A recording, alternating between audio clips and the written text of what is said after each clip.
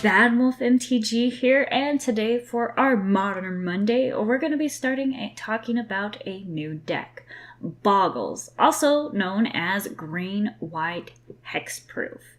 This deck focuses around that hexproof mechanic and trying to get a creature out that has it and then load it up with a whole bunch of enchantments and auroras to pump it up and swing for a large number, and it's something that your opponent can't really do anything about because of that hexproof ability. Some of the strengths of this deck are that it is very fast. If you can get one creature to stick and start pumping it up, you're dealing a lot of damage really quickly. It also can be very difficult to disrupt. A lot of the common forms of removal in Modern, you have to be able to target the creature to get rid of it, which you can't with Hexproof. This deck also has a very low mana curve and can operate off very little mana. I love me a deck like this. But of course, every deck has its weakness, and Bogles is not without that.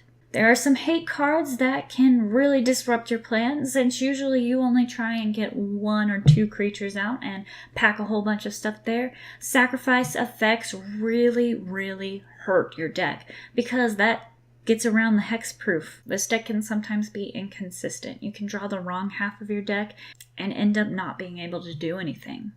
This deck also has a hard time with the late game. Its goal is to finish the game as quickly as possible, like most decks that I play, so I think I'm going to be good at this. Unfortunately, this deck is also one where you need to be very aggressive in your mulliganing and make sure your hand is set up for you to win, because those draw steps tend to not be as helpful as one would wish. You gotta make sure everything you need is in your hand and that you can function properly with that. I'm gonna have to really make sure I pay attention and mull at the right times. Alright, let's take a look at the creatures that make up this deck. First off, we have our hexproof creatures. Glade Cover Scout, Sahanya Ledgewalker, and the namesake of this deck, Slippery Boggle. Most Boggle decks also include a few other creatures in the deck. A core Spirit Dancer to take advantage of all those auroras that we are equipping, and Dryad Arbor, just a way to go and fetch up a creature if we're really desperate.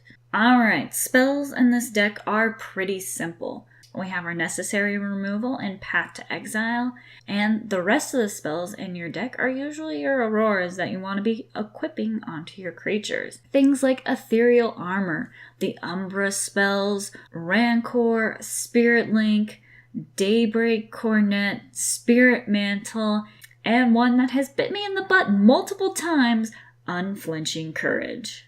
Lands consist of what you would expect: plains, forest, your dual lands, your on-color fetches, and the most expensive card in this deck, Horizon Canopy. That sack and draw a card just really works so well and helps you draw more things to do.